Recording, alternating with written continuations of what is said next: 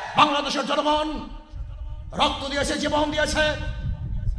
বাংলাদেশে চাঁদাবাজি করার জন্য নয়, খুন করার জন্য নয়, দেশকে দখল করার জন্য নয়, দুর্নীতি করার জন্য মানুষ রক্ত দেয় নাই, জীবন দেয় নাই। বাংলাদেশের মানুষ জীবন দিয়েছিল, মানুষ মুক্তি পাবে, শান্তি পাবে। আমার গরিব দুঃখী মানুষ ক্ষুধার্ত থাকবে না। বাংলাদেশের একজন মানুষও খোলা আকাশের নিচে থাকবে না। বাংলাদেশের একজন গরিব বস্ত্রহীন থাকবে না। আমার বাংলাদেশের কোনো মানুষ গুম হবে না, খুন হবে না। বাংলাদেশের কোনো ব্যবসায়ীকে চাঁদা দিতে হবে না। বাংলাদেশের প্রত্যেক নাগরিক অধিকার বাস্তবায়ন হবে। তারা শান্তিতে বসবাস করতে পারবে, নির্বিঘ্নে ঘুমাতে পারবে। আমার মা বোনরা ইজ্জত দিয়ে রাস্তায় চলাফেরা করতে পারবে।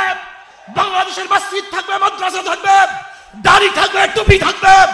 দাড়ির উপরে কেউ আক্রমণ করতে পারবে না, টুপিকে ছিনিয়ে কেউ নিতে পারবে না, ইসলামের বাইরে কেউ আইন পাশ করতে পারবে না। এর জন্য মানুষ জীবন দিয়েছিল, রক্ত দিয়েছিল। দ্বিতীয়বার দাড়ি টানবে এই দৃশ্য দেখার জন্য মানুষ রক্ত দেয় নাই। নাহমাদু ওয়া নুসাল্লি আলা রাসূলিল কারীম, আম্মা বাদ। ফাআউযু বিল্লাহি মিনাশ শাইতানির রাজীম। বিসমিল্লাহির রহমানির রহিম। ইনিল হুকমু ইল্লা লিল্লাহ। সাদাকাল্লাহুল আলিয়্যুল আযীম। সবাই পড়ি সাল্লাল্লাহু আলাইহি ওয়াসাল্লাম। ইসলামী আন্দোলন বাংলাদেশ কর্তৃক আয়োজিত আজকে মহাসমুদ্রের সম্মানিত সভাপতি আমাদের শেরে তাজ হযরত পীর সাহেব হুজুর চরমনাই দামাত বারকাতুহুল আলিয়া, মঞ্চে উপবিষ্ট জাতির শ্রেষ্ঠ সন্তান শ্রদ্ধাভাজন ওলামায়ে কেরাম, ইসলামী দলের নেতৃবৃন্দ, অন্যান্য দলের নেতৃবৃন্দ, সামনে উপবিষ্ট ইসলাম প্রিয় দেশপ্রেমী ভাইয়েরা আমার, আজকে সম্মেলন কেন? আমরা পিআর সিস্টেম নির্বাচন চাই, সংখ্যানুপাতিক হারে নির্বাচন চাই। বিএনপি কেন মানছে না? বিএনপি তো দাবি করেছে আমরা জাতীয় সরকার গঠন করব, এটা বিএনপির দাবি। আর জাতীয় সরকার গঠন করার জন্য সবচেয়ে ভালো পদ্ধতি পিআর সিস্টেম নির্বাচন।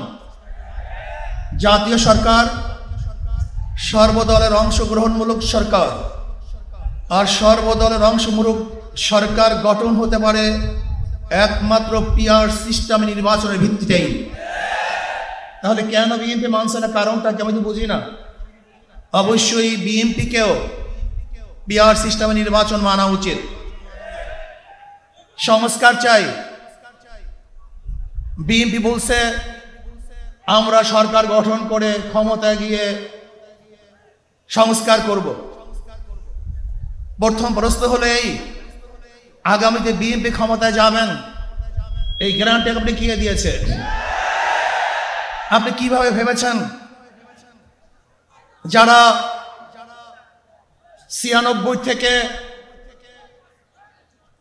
96 পর্যন্ত ফেল করার কারণে 96 ক্ষমতায় আসতে পারে নাই, আবার 2001 থেকে 2005 পর্যন্ত দেশ চালাবার কারণে 2008-এও তারা ক্ষমতায় আসতে পারে নাই।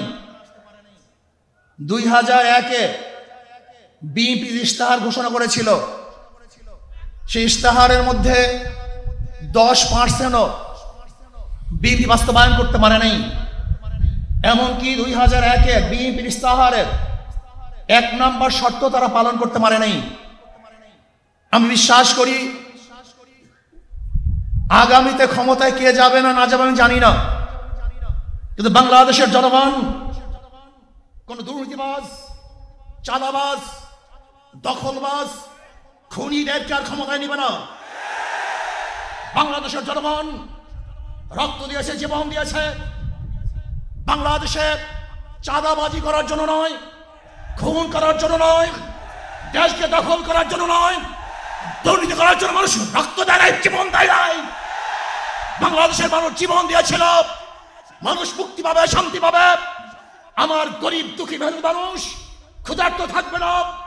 বাংলাদেশের একজন মানুষও খোলা আকাশের নিচে থাকবে না, বাংলাদেশের একজন গরিব বস্ত্রহীন থাকবে না, আমার বাংলাদেশের কোনো মানুষ গুম হবে না, খুন হবে না, বাংলাদেশের কোনো ব্যবসায়ীকে চাঁদা দিতে হবে না, বাংলাদেশের প্রত্যেক নাগরিক অধিকার বাস্তবায়ন হবে, তারা শান্তিতে বসবাস করতে পারবে, নির্বিঘ্নে ঘুমাতে পারবে, আমার মা বোনরা ইজ্জত দিয়ে রাস্তায় চলাফেরা করতে পারবে, বাংলাদেশের মসজিদ থাকবে, মাদ্রাসা থাকবে, দাড়ি থাকবে, টুপি থাকবে, দাড়ির উপরে কেউ আক্রমণ করতে পারবে না, টুপিকে ছিনিয়ে কেউ নিতে পারবে না, ইসলামের বাইরে কেউ আইন পাশ করতে পারবে না।